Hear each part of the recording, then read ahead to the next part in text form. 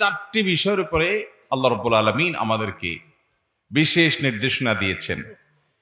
আজকের সমাজ বাস্তবতার আলোকে আমরা বলতে পারি প্রত্যেক মুসলমানের এই সূরার প্রতিটি মাজমুন, প্রতিটি বিষয়বস্তু, এই সূরার প্রতিটি আলোচ্য বিষয়কে সর্বদা সবসময়ই তো সব সমাজের জন্য কোরআনের প্রতিটি আয়াতই প্রাসঙ্গিক, কিন্তু আমাদের ঘনে ধরা এই সমাজের জন্য এই সূরার এই বিষয়বস্তুগুলো প্রতিদিন প্রতিনিয়ত আমাদের রপ্ত করা, ঝালাই করা এবং পুনর্পাঠ করা অনেক অনেক বেশি জরুরি।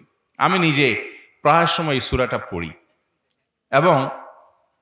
এবং আমার কাছে মনে হয় এই সূরার এই আয়াতগুলো দিনে অন্তত একবার আমাদের চোখ বুলাইতে পারলে ভালো হয়। চোখ বুলাইতে না পারলে অন্তত মনে এটার ইস্তেহজার করা, মনে এটার কথা চিন্তা ভাবনা করা এবং মাথায় সবসময় রাখা, এটা আমাদের অত্যন্ত প্রয়োজনীয় একটি বিষয়। কারণ এই সমাজের যত রোগ আছে, আজকের বাস্তবতা সব সমাজেই এটা প্রযোজ্য। কোরআনের সব আয়াতই শাশ্বত, সকল সময়ের জন্য সর্বজনীন, সর্বকালীন। কিন্তু আমাদের আজকের যে রোগগুলো সমাজে আমরা এগুলোর মধ্যে আক্রান্ত, যে সমস্যাগুলো আমরা আজকে সাফার করছি, সেই সমস্যাগুলোর যেন সমাধানের জন্য কোরআনের এই আয়াতগুলো যেন আজকেই নাজিল হয়েছে। এই রকম জীবন্ত এবং এরকম জ্বলন্ত, এরকম শাশ্বত এবং আমাদের জীবনের সাথে এরকম প্রাসঙ্গিক। মোহতারাম হাজরিন, এই 18টি আয়াত বিশিষ্ট এই 49 নম্বর সূরা, সূরা হুজরাতের প্রথম যে বিষয়টি আলোচিত হয়েছে সেটা 1 থেকে 5 নম্বর আয়াত পর্যন্ত হয়েছে। মোট 18টি আয়াত বলেছি আমরা, 1 থেকে 5। এই আয়াতগুলোর মধ্যে প্রথম বিষয় আলোচিত হয়েছে সেটা হলো কি? শিষ্টাচার। কি আলোচিত হয়েছে? শিষ্টাচার, ম্যানার্স, আখলাক, ভদ্রতা, সৌজন্যতা। এটা আল্লাহ তাআলা আমাদেরকে শিক্ষা দিয়েছেন। আমাদের সমাজে এটা অনেক বেশি আছে না কম? ভদ্রতা, আখলাক, আচরণের সৌন্দর্য, বড়দের সম্মান করা, মুরব্বীদের ইজ্জত করা, এই জিনিসগুলো আমাদের সমাজে এখন দিন দিন অনেক বেশি হচ্ছে না কমে যাচ্ছে? কোনো সন্দেহ আছে? ভয়াবহ একটা অবস্থা। বাবা মা, নিজের জন্মদাতা বাবা মা, তাদের সাথে পর্যন্ত যতটুকু আখলাক প্রদর্শন করা দরকার ততটুকুও হচ্ছে না। এক ভয়াবহ সময়, কঠিন সময় আমরা পার করছি, যে আমাদের সন্তানরা মা বাবার নাফরমান। অন্য মুরব্বীদের, অন্য বড়দের সম্মান করা তো পরের কথা, মা বাবার খুদ নাফরমান। বড় ভাইয়ের প্রতি ছোট ভাইয়ের কোনো শ্রদ্ধা নাই, ছোট ভাইয়ের প্রতি বড় ভাইয়ের স্নেহ নাই, প্রতিবেশীর প্রতি প্রতিবেশীর কোনো সহমর্মিতা নাই, আন্তরিকতা নাই। আপনি দেখবেন নামাজি মানুষ কম বেশি সমাজে আছে, যদিও নামাজের ত্রুটি আছে, আরো সুন্দর হওয়া দরকার, কিন্তু আছে কম বেশি। ত্রুটিওয়ালা নামাজি হলেও আছে। আখলাকওয়ালা, আদবওয়ালা, শিষ্টাচারওয়ালা মানুষ সমাজ থেকে হারিয়ে যাচ্ছে ভাই, তরতর করে হারিয়ে যাচ্ছে।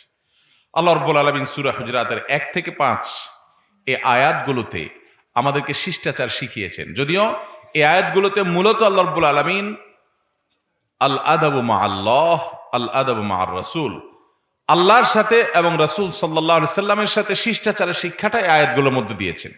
সেটা কিভাবে? আল্লাহ রাব্বুল আলামিন বলেছেন ইয়া আইয়ুহাল্লাযীনা আমানু। এই সূরার মধ্যে কয়েক জায়গায় আল্লাহ তাআলা ইয়া আইয়ুহাল্লাযীনা আমানু আমানু আমানু বলে সম্বোধন করেছেন। এবং এই যে বিষয়বস্তুগুলো বলছি, প্রতিটা বিষয় বলার আগে দিয়ে আল্লাহ তাআলা আমাদেরকে সম্বোধন করেছেন, হে ঈমানদারেরা। আমাদেরকে আলাদা করে আল্লাহ তাআলা ডেকে ডেকে এই বিষয়গুলো বলেছেন। তার ভিতরে প্রথমটা হলো ইয়া আইয়ুহাল্লাযীনা আমানু লা তুকদ্দিমু বাইনা ইয়াদাইল্লাহি ওয়া রাসূলি। হে ঈমানদারগণ, তোমরা আল্লাহ এবং তার রাসূলের সামনে আগ বেড়ে কথা বলিও না। আদব শিখানো হচ্ছে। আল্লাহ এবং তার রাসূলের সামনে কি করতে নিষেধ করেছেন আল্লাহ তাআলা? আগ বেড়ে কথা বলতে। আগ বেড়ে কথা বলা মানে কি? এটার একাধিক ব্যাখ্যা আছে। একটা ব্যাখ্যা হলো যে রাসূল করিম সাল্লাল্লাহু আলাইহি সাল্লামের সামনে যখন আমরা কথা বলবো, আমাদের সে সুযোগ নেই, এটা সাহাবীরা সে সুযোগ পেয়েছেন তাদের জন্য। তখন কথা বলার সময় যেন তার কথার চাইতে জোরে কথা যেন বলা না হয়, তার আগে আগে যেন কোনো কথা বলা না হয়। তিনি রাসূল হিসাবে তিনি বলবেন, তারপরে বলবেন, তিনি বলতে বললে তখন বলবেন, এই শিষ্টাচার শেখানো হয়েছে। যদি এটা রাসূল আকরাম সাল্লাল্লাহু আলাইহি সাল্লামের সাথে আল্লাহ তাআলা করতে বলেছেন, আমরা যারা আমাদের সম্মানীয় ব্যক্তিবর্গ আছেন, ওলামা একরাম আছেন, বাবা মা আছেন, বয়সে বড়রা আছেন, তাদেরকে আমাদের ইজ্জত করতে হবে কি হবে না? নবী সাল্লাল্লাহু আলাইহি সাল্লাম বলেছেন, লাইসা মিন্না মান লাম ইয়ারহাম সগীরানা ওয়া লাম ইউআক্কির কাবীরানা ওয়া লাম ইয়ারিফ লিআলিমিনা হাক্কাহ। যে ব্যক্তি আমার উম্মতের ছোটদেরকে স্নেহ করে না, বড়দেরকে শ্রদ্ধা এহতেরাম করে না, আলেমদের মর্যাদা যে বুঝে না, ওই কপাল পড়া আমার উম্মত না। নবী সাল্লাল্লাহু আলাইহি ওয়াসাল্লাম তাকে উম্মত বলে পরিচয় পর্যন্ত দিবেন না। তার মানে এই যে শিষ্টাচার, এটা যদি না থাকে, সে নবী করিম সাল্লাল্লাহু আলাইহি ওয়াসাল্লামের উম্মত হিসেবে পরিচয় দিতে পারবে না। আর আল্লাহ রাব্বুল আলামিন আমাদেরকে বলছেন সেই শিষ্টাচার আমরা যেন মেনে চলি। তাহলে আমাদের বাবা মা, আমাদের সিনিয়র যারা আছেন, তাদের সাথে আগ বেড়ে কাজ করা, আগ বেড়ে কথা বলা, এটা তাদের প্রতি শিষ্টাচারেরও খেলাফ। যদিও আয়াতে আল্লাহ এবং তার রাসূলের কথাই বলা হয়েছে। একবার এক ব্যক্তি তার বাবার সাথে যাচ্ছেন, তো তাকে দেখে জিজ্ঞাসা করা হলো, এটা একটা হাদিসে আসছে, যে তোমাদের মধ্যে বাবাকে সন্তানকে, কোন এক সাহাবীর ঘটনা। জিজ্ঞাসা করলেন যে তোমাদের মধ্যে বাবাকে সন্তানকে। ওনার মনে হলো যে এদের মধ্যে কেউ একজন বাবা, কেউ একজন সন্তান। না যেন তাদের সম্পর্কটা জানতে চাইছেন যে তোমাদের পরস্পর সম্পর্ক কি। তো বললো যে উনি আমার আব্বা, আমি ওনার সন্তান। তখন সাহাবী বললেন, এটা তো দেখেই বোঝা যাওয়া উচিত ছিল, আমার বলা লাগলো কেন? তার মানেই তুমি তোমার বাবার প্রতি ভদ্রতা বজায় রাখো নাই। বাবার সামনে চলবে, তুমি পিছনে পিছনে যাবা, দেখেই বোঝা যাবে যে এটা ছেলে, এটা বাবা। আছে এগুলো এখন আমাদের মধ্যে? রূপকথার গল্পের মতো হারিয়ে গেছে। পশ্চিমা দুনিয়ার অপসংস্কৃতির প্রভাবে আমাদের এই সমাজ রসাতলে চলে গেছে। আমরা মনে করছি আমরা উন্নত হয়ে গেছি। আমাদের পোলাপান ইংরেজি বকবক করে, আমাদের পোলাপান আপনার ওদের মতো করে প্যান্ট শার্ট পরতে পারে, টাই পরতে পারে, কোট পরতে পারে। আমাদের অনেক ক্ষেত্রে, জাগতিক অনেক ক্ষেত্রে আমাদের হয়তো উন্নতি হয়েছেও, কিন্তু আমাদের ভেতর থেকে রূহ বা প্রাণটা আস্তে আস্তে হারিয়ে যাচ্ছে। গোটা সমাজ ধ্বংস হয়ে যাচ্ছে। সেজন্য কোরআনের কাছে আমাদেরকে আবার ফিরে আসতে হবে এবং ওইগুলা ইমপ্লিমেন্ট আমাদের সমাজে করতে হবে। আল্লাহ রাব্বুল আলামিন সেজন্য বলেছেন যে আল্লাহ এবং তার রাসূলের সামনে আগ বেড়ে কিছু করো না। অতএব সেটা তো আমরা করবই না, আমাদের মুরব্বীদের সামনেও সেটা আমরা করব না। এই আগ বেড়ে কোনো কিছু না করা, এটার আরেকটা ব্যাখ্যা হলো, কোরআন কোনো কথা বলেছে, মানে আল্লাহ কিছু বলেছেন অথবা রাসূল সাল্লাল্লাহু আলাইহি ওয়াসাল্লাম কিছু বলেছেন, সেটাকে ওভারটেক করে যদি আমার বিবেক প্রসূত কোনো কিছু যুক্তি বুদ্ধি আকারে যদি আমি সেটাকে কোনো কিছু বলতে যাই, সেটাকে অতিক্রম করে কিছু বলতে যাই, এটা হবে কোরআন হাদিসের আগ বেড়ে কিছু করা। আমি কোরআনের হাদিসের পিছনে থাকবো, অনুসরণ করব, কোরআন হবে আমার ইমাম, এই কোরআন যাবে শেষ পর্যন্ত জান্নাত। যে এটাকে পেছনে পেছনে থেকে অনুসরণ করে চলবে, সেও জান্নাত পর্যন্ত যাবে। তাহলে ইসলামের শিষ্টাচারের শিক্ষা আল্লাহ তাআলা সূরা হুজরাতের প্রথম 5টি আয়াতে দিয়েছেন যে আমাদেরকে আল্লাহ এবং তার রাসূলের সাথে শিষ্টাচার প্রদর্শন করতে হবে। এবং আল্লাহ তাআলা বলেছেন, ওয়ালা তারফাউ আসওয়াতাকুম ফাওকা সাউতিন নবী, নবীর আওয়াজে, রাসূল করিম সাল্লাল্লাহু আলাইহি সাল্লামের আওয়াজ, তার কণ্ঠের উপরে তোমাদের কণ্ঠ যেন বড় না হয়। তার কণ্ঠের উপরে তোমরা কণ্ঠকে বড় করবে না, উঁচু স্বরে কথা বলবে না। এটা আল্লাহ তাআলা আমাদেরকে নিষেধ করেছেন। যদি করো আনতাহবাতা আমালুকুম, তাহলে তোমাদের আমল কিন্তু কি হয়ে যাবে? বরবাদ হয়ে যাবে। দেখুন, নবী করিম সাল্লাল্লাহু আলাইহি সাল্লামের সঙ্গে কথা বলার সময় তার কথার চাইতে বড় কথা, বড় আওয়াজ যেন আমাদের না হয়। আজ নবী সাল্লাল্লাহু আলাইহি সাল্লাম আমাদের সামনে নাই, কিন্তু ওলামা একরাম আছেন না নেই? আমরা কি এই শিষ্টাচার নবীর ওয়ারিসদের প্রতি, আমাদের বাবা মার প্রতি, অন্যদের প্রতি আমরা এই শিষ্টাচারটাকে লক্ষ্য করে চলি না। অথচ তারা সিনিয়র হিসাবে, সম্মানের পাত্র হিসাবে, তাদের প্রতি আমাদের এটা লক্ষ্য করা দরকার। কোথায় সে সন্তান আজ, যে সন্তান বাবার সামনে আস্তে আস্তে কথা বলে, জোরে কথা বলে না, এক কথা দুইবার জিজ্ঞেস করতে হয়, এই পরিমাণ সে লাজুক বাবা মার সামনে, সে সন্তান কি আছে? এখন নাই, হারিয়ে গেছে। কিন্তু আমরা দেখেছি, আমাদের চাইতে বয়সে যারা বড় তারা আরো বেশি দেখেছেন। এই দেশে, এই সমাজে সেই সন্তান ছিল, যে সন্তান বাবার সামনে কথা বলতে মাথা উঁচু করে বলতে পারতো না, লাজুকতার কারণে, লজ্জাশীলতার কারণে। মা ধমক দিলে নিচের দিকে তাকিয়ে থাকতো, পাল্টা কথা বলতো না। এরকম ছেলে আপনারা দেখেন নাই? বড়রা যারা আছেন এখন কি আছে? নাই, শেষ হয়ে গেছে, সমাজটা ধ্বংস হয়ে যাচ্ছে, আমরা খেয়ালও করি না।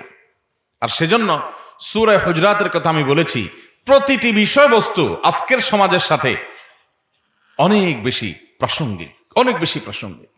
আল্লাহ তাআলা আমাদেরকে শিষ্টাচার এটা আমাদের মধ্যে প্রয়োগ করে, এই শিষ্টাচারের এই গুণটা অর্জন করে, ইসলামী শিষ্টাচারকে অনুসরণ করে আল্লাহ আমাদেরকে চলার তৌফিক দান করুন। তাহলে ভাইরা আমার, আমরা বড়দেরকে সম্মান করব, সিনিয়রদেরকে ইজ্জত করব, কোরআন এবং হাদিসের সামনে, সুন্নাহর সামনে আমরা মাথা নত করব, তার সামনে আমাদের কোনো যুক্তি, কোনো বুদ্ধি, অন্য কিছু খাটানোর চেষ্টা করব না। এটাই হলো সূরা হুজরাতের প্রথম 5টি আয়াতের নির্দেশনা। তাহলে প্রথমটা পেয়ে গেলাম, আল্লাহ এবং তার রাসূলের প্রতি শিষ্টাচার প্রদর্শন করতে হবে।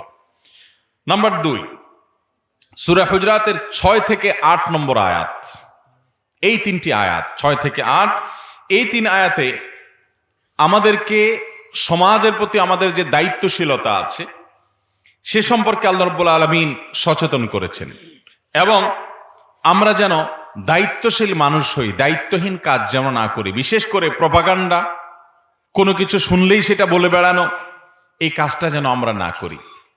এখন সোশ্যাল মিডিয়ার এই সময়ে যা তা মানুষ শুনলেই সেটা শেয়ার করে বেড়ায়, প্রচার করে বেড়ায়, বলে বেড়ায়, এই রোগটা আমাদের মধ্যে আছে না নাই?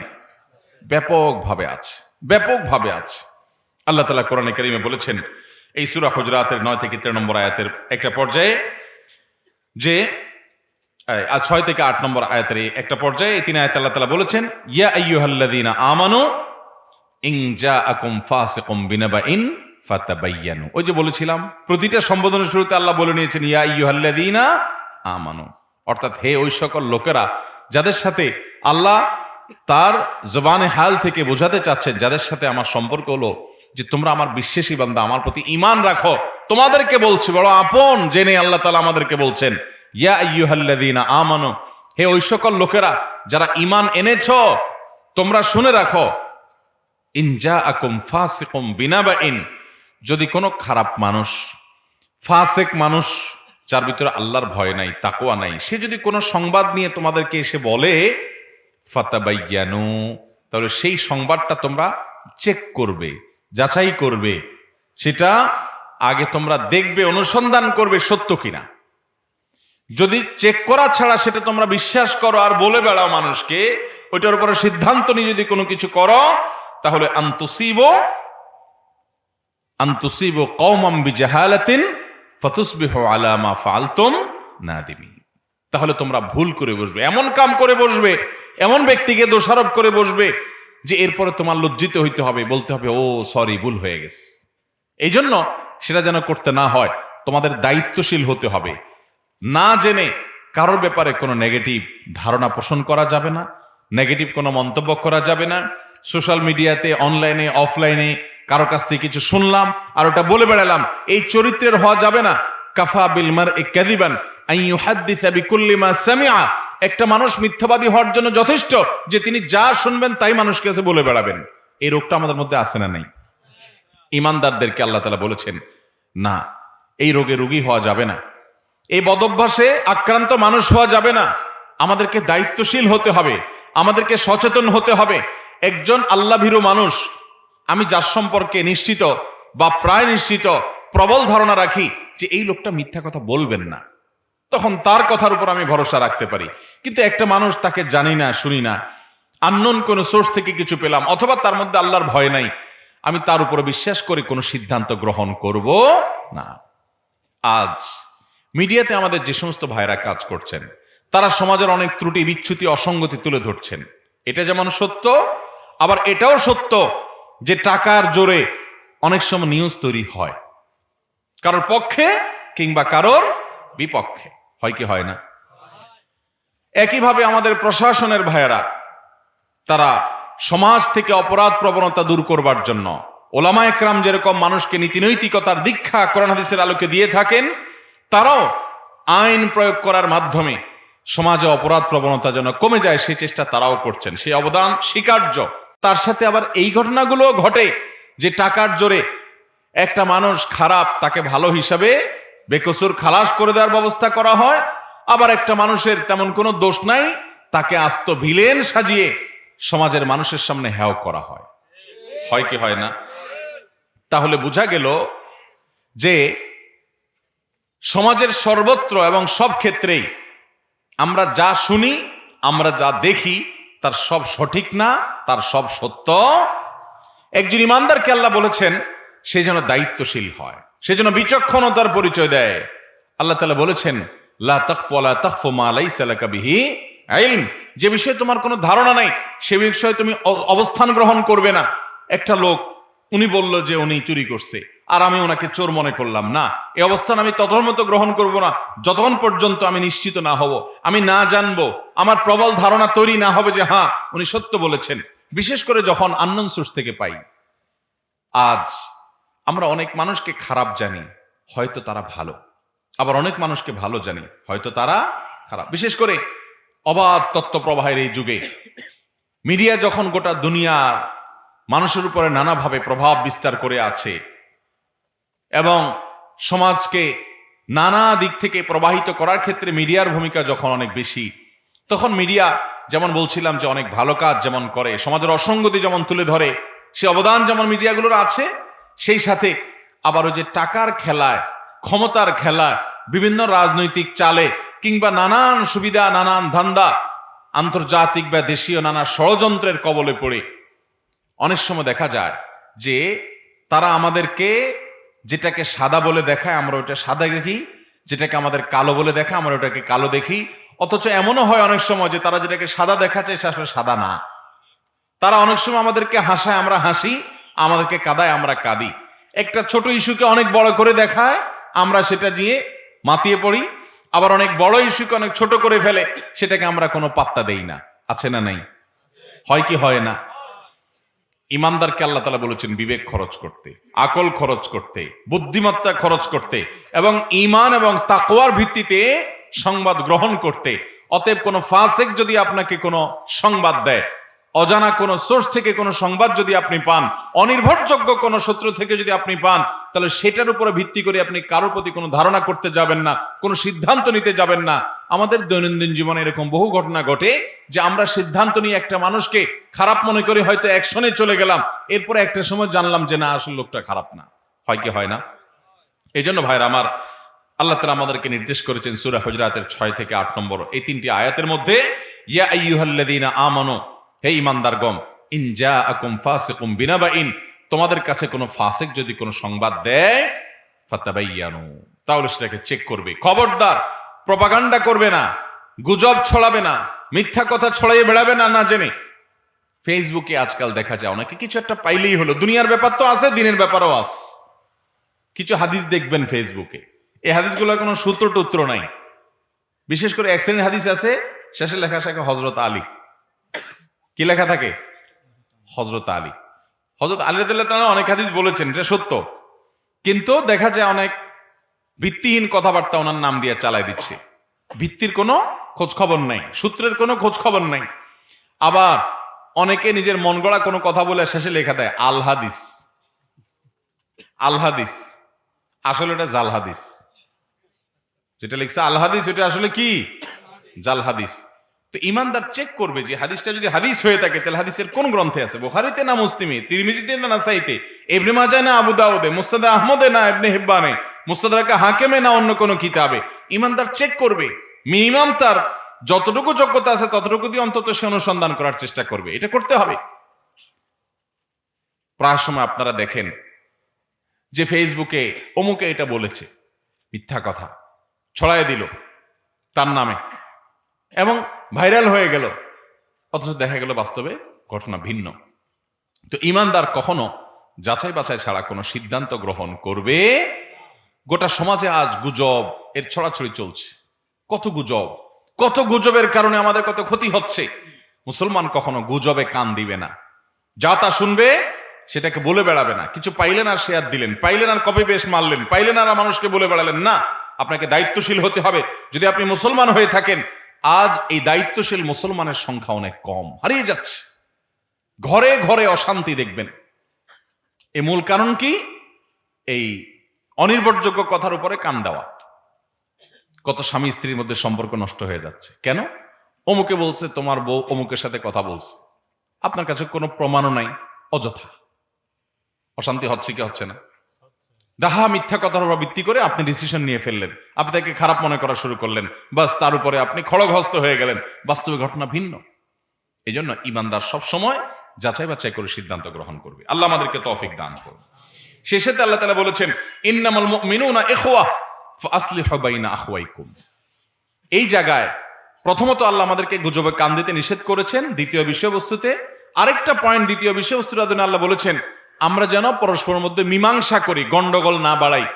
আমাদের সমাজে আপনি দেখবেন চতুর্দিকেই যে ভাইয়ে ভাইয়ে গন্ডগোল লাগলে আরেকজন সেখানে একটু চুনা লাগানোর চেষ্টা করে।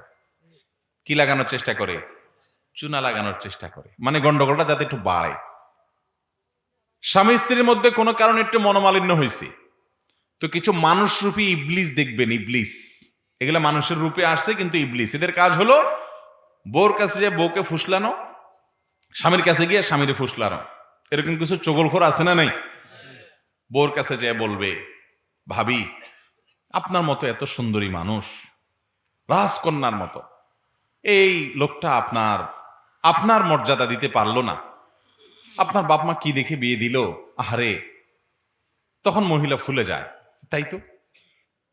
আবার ওই ছেলেটাকে যায় বলে, ভাই আপনার জীবনটা ভাই এভাবে কাটাই দিলেন, আপনি অনেক ধৈর্যশীল ভাই, পাম্পট্টি দিয়ে দিল বউর বিরুদ্ধে।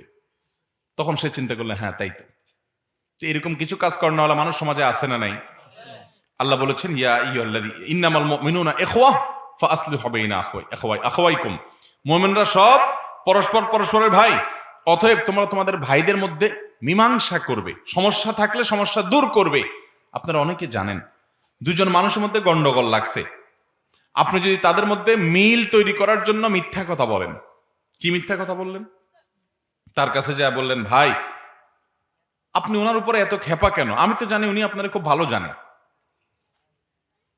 এই যে একটা কথা বললেন, তখন সে লোকটার মধ্যে চিন্তা হবে যে তাই তো, তাহলে তো আমারও যদি সে ভালোই জানে, আমার অগোচরে ভালোই বলে, তাহলে আমি কেন করি? দূরত্ব কমবে না বাড়বে? কমবে। এই সমাজে যত অশান্তি, যত ব্যত্যয়, যত ফাসাদ আমরা দেখতে পাচ্ছি, এগুলো সবগুলো হলো কোরআন থেকে দূরে সরবার কারণে। আপনি যদি কোরআনের কাছে ফিরে আসেন, সমাজকে যদি কোরআন দ্বারা পরিচালিত করেন, ব্যক্তি এবং সমাজ যদি কোরআনকে পাঠ পুনর্পাঠ বারবার পাঠ যদি করতে থাকে, কোরআন স্টাডির মধ্যে যদি আমরা থাকি, আমাদের সমাজটা আলোকিত হয়ে যাবে, আমাদের জীবনটা সোনালী জীবন হবে। এখানে কোনো হানাহানি থাকবে না, যেমন হয়েছিল মুহাম্মদ রাসূলুল্লাহ সাল্লাল্লাহু আলাইহি সাল্লামের সময়কার সাহাবীদের মধ্যে।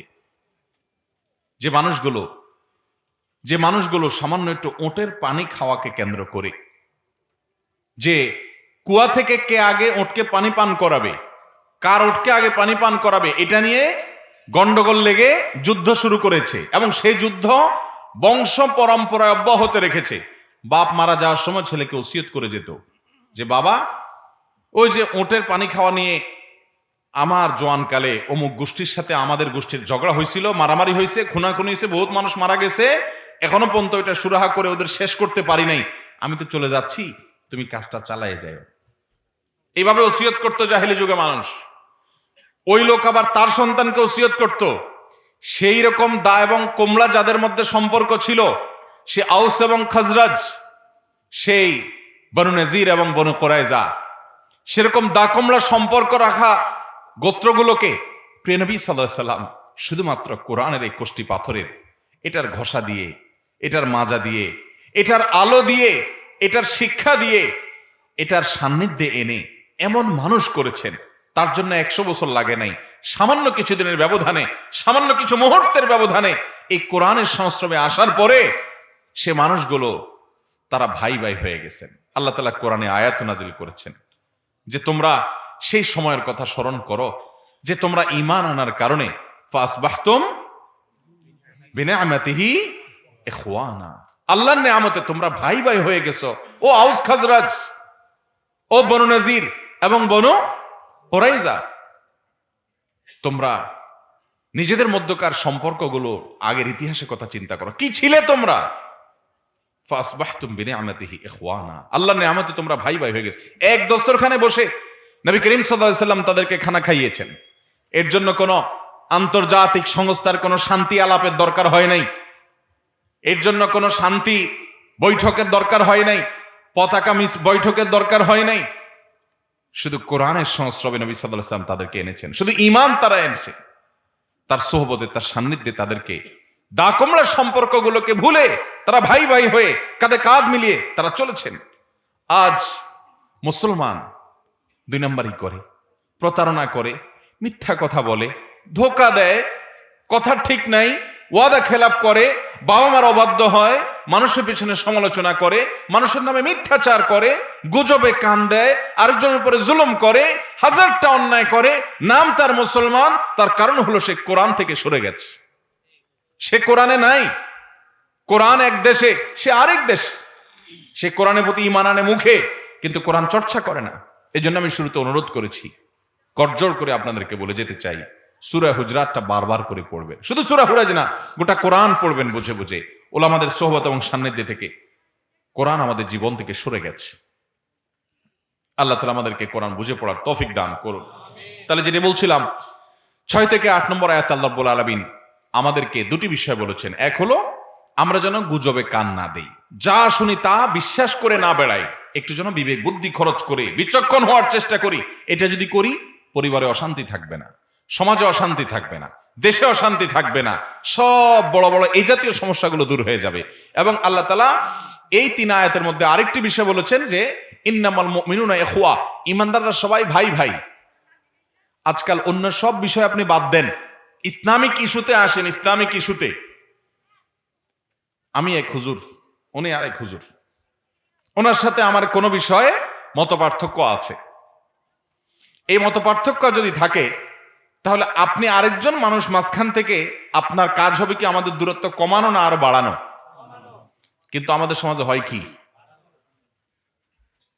আমার কাছে এসে পাম্পট্টি দিয়ে আমাকে ওনার বিরুদ্ধে খেপায়, ওনার কাছে যায় পাম্পট্টি দিয়ে আমার বিরুদ্ধে খেপায়। আছে না নাই?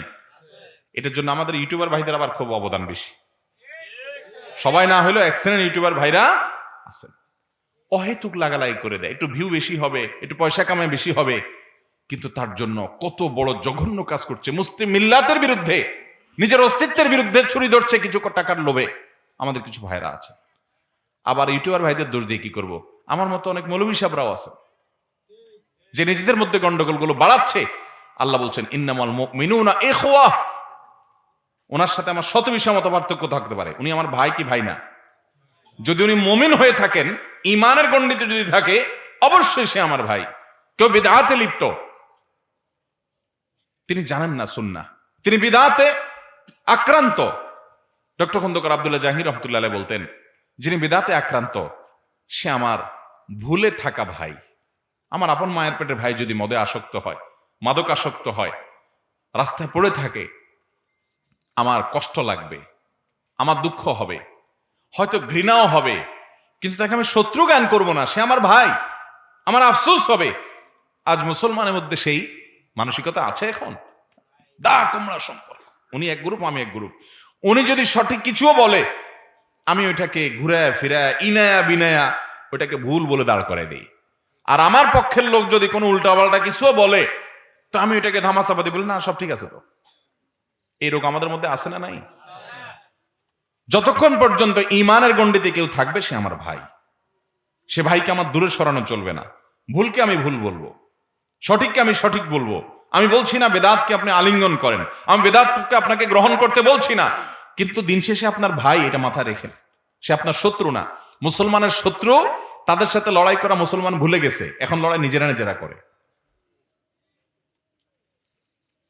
আমরা এই পদ্ধতি নিয়ে গন্ডগোল করতেছি যে ইবলিস আমাদের সবার কমন শত্রু, এর অ্যাটাক করতে হবে, সবাই একমত। কিন্তু কিভাবে হবে? উনি বলতেছেন পিস্তল দিয়ে মারতে হবে, উনি বলতেছেন না ছুরি দিয়ে মারতে হবে, উনি বলছেন না লাঠি দিয়ে মারতে হবে, আমি বলছি না পাথর দিয়ে মারতে হবে। এবার ইবলিসে আর মারার খবর নাই, আমরা নিজেরা গন্ডগোল লেগে গেছি। আমি কিতাব কতগুলো নিয়ে আসছি, না লাঠি সাবেত করব। উনি কিতাব কতগুলো নিয়ে আসছে, না পাথর সাবেত করব। উনি কিতাব কতগুলো নিয়ে আসছে, ছুরি সাবেত করবে। উনি কতগুলো নিয়ে আসছে, পিস্তল সাবেত করবে, যে এইটা দিয়ে মারলে বেশি ক্ষতি হবে। আরে ভাই, আপনারটা দিয়ে আপনি মারেন না, আপনারটা দিয়ে আপনি মারেন, আপনারটা দিয়ে আপনি মারেন, আমারটা দিয়ে আমি মারি, যেটা কাজ হয় হোক, কিন্তু আমাদের কমন শত্রুর বিরুদ্ধে আমরা লড়ি। শয়তান আমাদের এটা দেখে হাসে যে নিজে নিজে লেগে গেছে, আমাদের দমন করার খবর আর নাই। অতএব মুসলমান পরস্পরের মধ্যে মীমাংসা করবে, দূরত্ব কমাবে, দূরত্ব বাড়াবে না, আন্তরিকতা সৃষ্টি করার চেষ্টা করবে। আর কিছু না পারেন, এই বহুদা বিভক্ত মুসলিম মিল্লাতকে আল্লাহর রাস্তে আর বিভক্ত না করে অন্তত চুপ থেকে বিভক্তির হাত থেকে রক্ষা করেন। আপনি ঐক্য করতে পারেন না পারেন, অন্তত অনৈক্য সৃষ্টি করেন না, আর বাড়ায়েন না গন্ডগোল। কোন একটা কিছু পাইলেই হলো, বাস গোষ্ঠী উদ্ধার করা শুরু।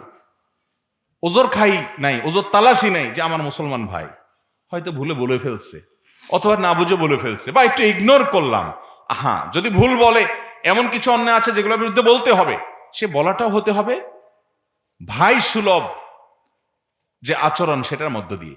এখন আপনি বলবেন উনি তো ভাই সুলভ আচরণ রাখেন না, উনি মন্দ বলে আপনি ভালো হবেন না। আল্লাহ আমাদেরকে বুঝার তৌফিক দান করুন।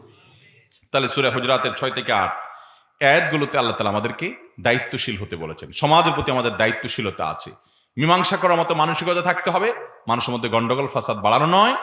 এবং আমাদেরকে গুজবে কান দিতে আল্লাহ নিষেধ করেছেন। সংবাদ চেক করে আমরা গ্রহণ করব। বিশেষ করে আজকে এই অবাধ তথ্য প্রবাহের এই যুগে, সোশ্যাল মিডিয়ার এই যুগে, মিডিয়ার যে প্রভাব গোটা পৃথিবীর উপরে, এই সময়টাতে আমরা যা তা শুনি সেটা যেন বিশ্বাস না করি। সময়টা দাজ্জাল আগমনের কাছাকাছি, কিয়ামতের আগে দাজ্জাল আসবে। দাজ্জাল যখন আসবে, দাজ্জাল নিজেকে আল্লাহ দাবি করবে, মানুষ বিশ্বাস করে বসে থাকবে, কারণ অনেক আলামত দেখেছে, এরকম মনে হবে এরকম ফিতনা, এরকম ধোঁয়াশাচ্ছন্ন সময় চলে আসছে, ফিতনা আর ফিতনা চতুর্দিকে। আল্লাহ আমাদেরকে সে ফিতনা থেকে বেঁচে থাকার তৌফিক দান করুন। তাহলে সূরা হুজরাতের দ্বিতীয় বিষয়বস্তুটি আলোচিত হয়েছে 6 থেকে 8, এই 3 নম্বর 3টি আয়াতের মধ্যে, আপনার দায়িত্বশীল হওয়ার জন্য, সংবাদ যা শুনি তা বিশ্বাস না করার জন্য, এবং মানুষের মধ্যে মীমাংসা করার জন্য। নাম্বার 3, তৃতীয় যে বিষয়টি আলোচনা করা হয়েছে এই সূরা হুজরাতের মধ্যে, 18টি আয়াত বিশিষ্ট সূরার মধ্যে, সেটি হলো 9 থেকে 13 নম্বর আয়াতের মধ্যে আলোচিত হয়েছে। এবং সেটা হলো 10টি মন্দ চরিত্র থেকে, 10টি না 7টি মন্দ চরিত্র থেকে মুসলমান যেন নিজেকে বাঁচানোর চেষ্টা করে। ব্যক্তিগত সংশোধনী, এটা আত্মশুদ্ধির জন্য 7টি কর্মসূচি আল্লাহ দিয়েছেন এই আয়াতগুলোতে, 9 থেকে 13 নম্বর আয়াতে। কি সেগুলো আমরা অনেকে জানি। 1 নম্বর হলো আল্লাহ তাআলা আমাদেরকে ঠাট্টা বিদ্রুপ করতে নিষেধ করেছেন। লা ইয়াসখার কওমুন মিন কওমিন আসা আন ইয়াকুনু খায়রাম মিনহুম ওয়ালা নিসাউম মিন নিসাইন আসা আন ইয়াকুননা খায়রাম মিনহুন। কিছু মানুষ অন্য কিছু মানুষকে নিয়ে যেন ব্যঙ্গ বিদ্রুপ না করে। আমাদের মধ্যে আছে না নাই? আর ইসলামের নামেই আছে। এক দল আরেক দলে মানুষকে নিয়ে ঠাট্টা বিদ্রুপ করা, আরেক দল আবার অপর দলের বিরুদ্ধে ঠাট্টা বিদ্রুপ করা, ব্যঙ্গ বিদ্রুপ করা, হাসি তামাশা করা, তাচ্ছিল্য করা, আছে না নাই? বেশিরভাগ মানুষ আমরা নিজের কাজ থেকে আরেকজনের পিছে লাগালাগিতে বেশি সময় ব্যয় করি, নিজের কাজ করার সময় নেই। অথচ আল্লাহ বলেছেন কু আনফুসাকুম, এরপরে বলেছেন ওয়া আহলিকুম নারা। আল্লাহ আমাদেরকে আত্মশুদ্ধি যেন হয়, আমাদের পরিশুদ্ধি যেন হয়, সেই তৌফিক দান করুন। তো ভাইরা আমার, তাহলে 1 নম্বর যে বিষয়টি আল্লাহ তাআলা নিষেধ করেছেন, এই তৃতীয় বিষয়বস্তুর অধীনে ব্যক্তিগত বিভিন্ন চরিত্র, 7টি দুশ্চরিত্র মন্দ স্বভাব থেকে আল্লাহ বেঁচে থাকতে বলেছেন। তৃতীয় এই বিষয়বস্তুর অধীনে তার প্রথমটি হলো কাউকে ব্যঙ্গ বিদ্রুপ করতে নিষেধ করেছেন। সোশ্যাল মিডিয়াতে এখন দেখবেন এক ধরনের ভিডিও বাইরে হয়েছে, রোস্টিং ভিডিও। নাম কি? Roasting video. মানে কি? নামটা খেয়াল করছেন? আমরা মুরগির রোস্ট করি না, এই রোস্টিং ভিডিওতে মানুষের রোস্ট হয়। কেমনে? কেউ একজন হয়তো কোনো ভুল করেছেন বা কোনো অন্যায় করেছেন, অথবা আমি তার গোষ্ঠী উদ্ধার করব আর কি, তো বসে এবার তার ব্যক্তিগত বিষয় আশয় নিয়ে সত্য অসত্য মিলিয়ে মিশিয়ে তাকে অপমান হেয় যত রকম করা যায়, এটা করার মধ্যে এক শ্রেণীর যুবক পোলাপান তারা খুব মজা পায়। অর্থাৎ আমাদের মধ্যে মানবীয় গুণাবলী, মানবিক যে সমস্ত সিফাত আমাদের থাকার কথা, সেগুলো হারিয়ে যেতে যেতে এমন পর্যায়ে চলে গেছি, এগুলো যে দোষের কিছু হতে পারে সেই বোধটুকু পর্যন্ত আমাদের থেকে চলে গেছে। দেখবেন যে ছবি বিকৃতি করা, ইসলামের নামে অনেকে করতেছে। ফেসবুকে দেখবেন যে এক আলেমের মুরিদ, এক আলেমের ভক্ত, এক আলেমের অনুসারী, আর এক আলেমের ছবিটারে ব্যঙ্গ বিদ্রুপ করে কার্টুন টার্টুন বানায় মজা করতেছে। আছে না নাই? হতে পারে মত পার্থক্য, থাকতে পারে কোনো মাসআলায় মত পার্থক্য, থাকতে পারে কোনো বিষয় মত পার্থক্য, তাই বলে ব্যঙ্গ আল্লাহ তাআলা নিষেধ করেছেন সে কাজ করতে। এটা শুধু সোশ্যাল মিডিয়াতে হয় না, ডাইরেক্ট হয়। অট্টহাসি, বিদ্রুপের হাসি, ঠাট্টার হাসি আছে না নাই আমাদের মধ্যে? আমার কোনো ভাই ভুল করতে পারে, আমার কোনো বোন ভুল করতে পারে, আমি ঠাট্টার হাসি হাসতে পারি না? আল্লাহ বলেছেন লা ইয়াসখার কওমুম মিন কওমিন আসা আন ইয়াকুনু খায়রাম মিনহুম। তুমি যাকে নিয়ে ঠাট্টা করছো, হতে পারে আল্লাহর খাতায় সে তোমার চেয়ে শ্রেষ্ঠ, হতে পারে সে লোকটা জান্নাতি, কোন একটা তার কাজ, সে লোকটার হয়তো ভালো কাজ তুমি দেখতে পাচ্ছ না, ওকে, হতে পারে তার কোন একটা কাজ আল্লাহ তাআলা পছন্দ করে তাকে জান্নাত দেওয়ার ফয়সালা করে ফেলেছেন, তুমি জানো না। তুমি তাহাজ্জুদ পড়ো, তুমি অনেক আমলদার, হয়তো তোমার কোনো বদামলের কারণে আল্লাহ তোমার জন্য জাহান্নামের ফয়সালা করে রাখছে। ইমানদার সেজন্য কখনো কাউকে নিয়ে ব্যঙ্গ করতে 10 বার সে ভাববে যে এটাকে আমার ইমানের সাথে যায় কিনা, কিন্তু আছে এগুলো আমাদের মধ্যে নাই। সাধারণ মানুষের মধ্যে কি বলবেন? প্র্যাকটিসিং মুসলমান, ইসলামের নাম দিয়ে আমরা করছি অনেকে, আর ব্যক্তি জীবনতে আছে এই সমাজের সর্বত্র। ভাইরা আমার, একজন হয়তো একটা জিনিস বুঝছেন না, একটা জিনিস তার জানার কমতি আছে, মানার কমতি আছে, আপনি পারলে সংশোধন করেন, আর না পারলে হাসাহাসি করবেন না, ব্যঙ্গ বিদ্রুপ করবেন না। আমি একবার একটা মাসআলা বলেছিলাম, আজ থেকে বছর 1.5 বা বছর 2 আগে কিনা, মানে অনেকদিন আগে। আমার কাছে লাইভে প্রশ্ন আসছে, আমার ফেসবুক লাইভে, যে অনেকে একজন আরেকজনের পোস্টে কমেন্টে গিয়ে ফেসবুকে হাহারি এক দেয়, এটা জায়েজ আছে কিনা। আমি উত্তরে বলেছিলাম, এটা যদি কোনো রসিকতামূলক হয়, যিনি পোস্ট করেছেন তিনি নিজেও হাসির একটা কথা বলেছেন, তিনি চাচ্ছেন সবাই একটু বিনোদন পাক, তো ওই বিনোদনের অংশ হিসেবে হা হা করলো, এটাতে দোষের কিছু নাই। কিন্তু একজনের সিরিয়াস একটা জিনিস, একটা মানুষ বিপদে পড়েছে ধরুন, আপনি সেখানে গিয়ে একটা হাহারি এক দিলেন, এরকম সিরিয়াস অনেক বিষয়তে অনেকে হাহারি এক দেয় না। আমরা বলেছিলাম এটা জায়েজ নাই, কারণ আপনি এই যে কোরআনের সূরা হুজরাতে যে মানুষ পরস্পরের প্রতি বিদ্রোপ করতে, মানুষকে নিয়ে হাসাহাসি করতে, তাচ্ছিল্য করতে নিষেধ করেছে, তার লঙ্ঘন হয়, ইমানদারের চরিত্রের হবে না। হ্যাঁ, কোনো বিষয় যদি আপনার দ্বিমত থাকে আপনি সমালোচনা করবেন যৌক্তিকভাবে। আমাদের এই মাসআলার বিরুদ্ধে গোটা দেশ, গোটা দুনিয়া গরম হয়ে গেছে, ভারত থেকে, পাকিস্তান থেকে, ইন্দোনেশিয়া থেকে, সারা ওয়ার্ল্ডের বিভিন্ন আন্তর্জাতিক গণমাধ্যমে আমার ওই ফতোয়ার বিরুদ্ধে আমার ছবি দিয়া ভিডিও, নিউজ, রিপোর্ট প্রকাশ হতে লাগলো। অর্থাৎ কারোর ব্যক্তিগত বিষয়গুলো নিয়ে হাসাহাসি করা, তাচ্ছিল্য করা বা ব্যঙ্গ বিদ্রুপ করা, এটা যে একজন ভালো মানুষের চরিত্র না, এটা যে একটা দোষের বিষয়, সেটাই সমাজ থেকে সে ধারণাটাই হারিয়ে গেছে। এখন এর কথা যে বলবে তাকে নিয়ে বরং হাসাহাসি করা হবে। ওই যে গল্প শুনেছিলাম যে এক এলাকায় গণকরা বলছে, আগের যুগে মানুষ গণকে বিশ্বাস করত, কুফরি কালাম করে গণকরা অনেক কিছু বলতো। তো এক রাজাকে গণকরা বলছে যে রাজা সাহেব, আমাদের এলাকাতে একটা বন্যা আসবে, সে বন্যায় পাগলা পানি আসবে, ওই পানি যেই পান করবে সে পাগল হয়ে যাবে। এটা আগে ভাগে জানাই দিছে রাজা সাহেবকে। রাজা সাহেব এটা শুনে বলছে, হায় হায় সর্বনাশ, তাহলে তো সারা দেশে মানুষ পাগল হয়ে যাক, অন্তত রাজ পরিবারের লোকজন, মন্ত্রী পরিষদের সদস্য, রাজ দরবারে যারা আছে তারা তো অন্তত সুস্থ থাকতে হবে, সব পাগল হয়ে গেলে দেশ চলবে কেমনে? তো ওনারা সিদ্ধান্ত নিলেন, ঠিক আছে, কিছু পানি মটকা ভরে ভরে রেখে দেওয়া হোক, এই পানিগুলা যখন পাগলা পানি আসবে তখন আমরা এগুলা খেয়ে বাঁচবো, এগুলা খাবো না, যাতে করে আমরা অন্তত পাগল না হই। যে কথা সেই কাজ, পানি রাখা হলো।